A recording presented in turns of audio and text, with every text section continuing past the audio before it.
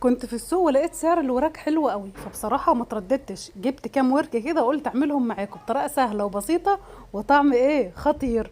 هنطلع على الرسول صلى الله عليه وسلم زي ما اتعودنا علشان خاطر اكلتنا تطلع لذيذة. يلا بينا نشوف الفراخ دي عملناها ازاي. بس الاول لو بتشوف الصفحة بتاعتنا لاول مرة يا ريت تعملي متابعة، كل الوصفات اللي بننزلها سهلة وبسيطة ومقدرها على قد الايد. يلا بينا على طول نشوف وصفة الفراخ عملناها ازاي. بعد ما تغسلي الفراخ كويس جدا وتعملي فيها فتحات بالشكل ده وتنقعيها وتصفيها حلو، هتحطي عليها ايه بقى؟ هاتي بصلتين كبار مقطعاهم خشن بالشكل ده. تمام، مهم بصلتين كبار كده. كمان حبيتين طماطم مفرومين خشن، وكمان معايا فلفل الوان متقطع بالشكل ده. عندك فلفل اخضر بس عادي مفيش مشكله. معايا كمان 4 فصوص من الثوم مفرومين. هحط معلقه كبيره ممسوحه من الملح، وهحط كمان معلقتين كبار من الزيت، وهنضيف عليهم بصوا توابل بسيطة جدا، نص معلقة صغيرة من الكركم، وكمان معلقة صغيرة ممسوحة من الفلفل الاسود. والفلفل الاسود ده انا طحنة معاه شوية صغيرين من الحبهان وكام واحدة كده من ورق اللورا. بس كده. سهلة. ايوه سهلة. بص بقى، معلقة كبيرة من معجون الطماطم هيفرق جدا في طعم الخلطة الخطيرة دي. وبصي بقى، عايزه اقول لك ايه، مسجي الوراك دلعيها في التتبيله دي حلوه قوي. انقعيها زي ما بنقول 3 4 ساعات علشان خاطر تتاكدي ان كل قطعه من قطع الفراخ اتغلفت واتبلت حلوه قوي. بس يا ستي، اظن ما فيش اسهل ولا اسرع من كده تتبيله للفراخ. كمان حطيت شويه فلفل اسود كده على الوش، يعني من لزوم التحابيش.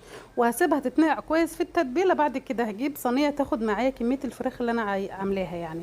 بصي الكميات على حسب ما بتحبي. الصينيه مش هيكون مدهون فيها اي حاجه خالص. جبت بقى شويه من التتبيله القمر اللي في وسط الفراخ دي، هحطها في ارضيه الصينيه بالشكل ده. احنا مش هنضيف ميه ولا اي حاجه خالص، احنا معانا خضار كافيه جدا ان هي تنزل سوائل، والفراخ كمان هتنزل شويه من السوائل، فخلاص بقى هتستوي منها فيها كده. هترصي بقى الفراخ بالشكل ده.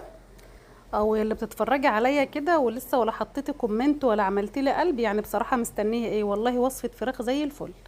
ايوه يا جماعه بقى، يلا شهيصوا الحلقه كده.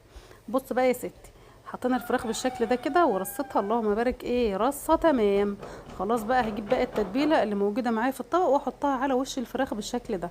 طب هنسوي الفراخ ازاي؟ طريقه سهله جدا، بصوا طريقه زمان.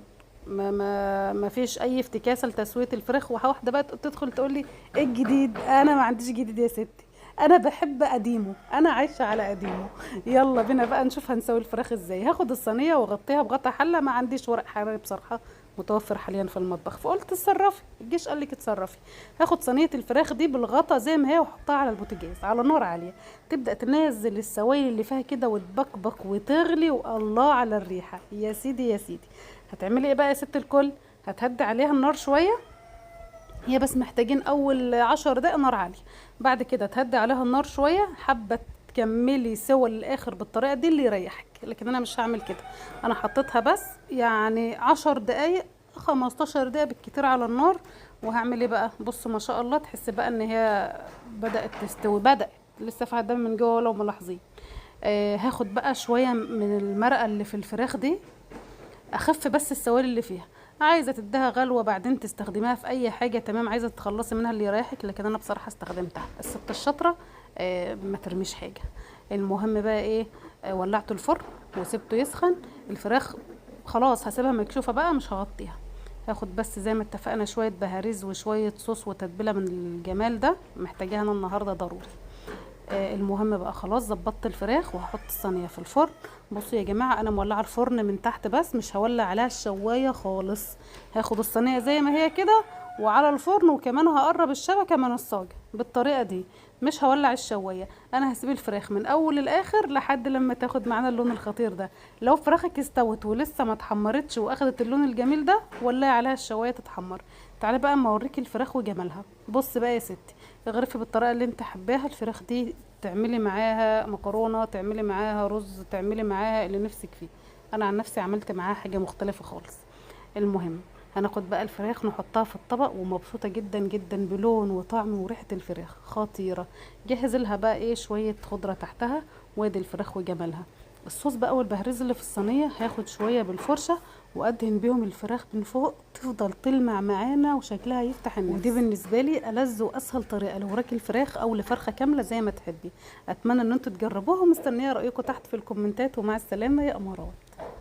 طبعا ما ننساش ندعي لاخواتنا في فلسطين يا جماعه، ربنا ينصرهم ويحفظهم. مع السلامه.